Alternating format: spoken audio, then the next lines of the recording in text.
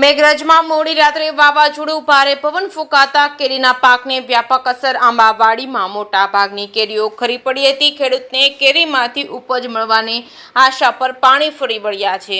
જે ગુજરાતી સાથે મયુર પોકાર, માલપુર. મારું નામ વરસાદ હસુમતીબેન રાજેશભાઈ. આ કાલે વાવાઝોડું આવ્યું હતું, તેના કારણથી અમારા આંબાની કેરીઓ ઘણી બધી પડી ગઈ અને 15 દિવસ પહેલા પણ વાવાઝોડું આવ્યું હતું, એમાંથી પણ ઘણું બધું નુકસાન થયું છે અને ઘણું બધું આ કેરીઓનું ને બધું નુકસાન થયું છે અને હજી પણ આ બધું સાફ પેલું થઈ ગયું, કેરીઓ બધું. એટલે આનું છે ને સરકાર ગમે તે વળતર કે આ બધું આપી શકે એમ. મારું ગામ વિનોદ છે, ગામ રોળેશ્વર.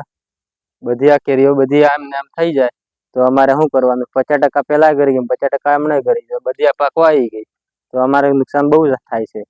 તો અમને સરકાર કંઈક લાભ આપે એવી અમારી વિનંતી છે. પવન આવ્યો હતો રાત્રે, બહુ પવન આવી ગયો હતો, એના કારણે બધું અમારે વાડી હજી ફેલ ગઈ. આનામાં તો અમારે થોડું ઘણું કમાવાનું હોય એવું હતું.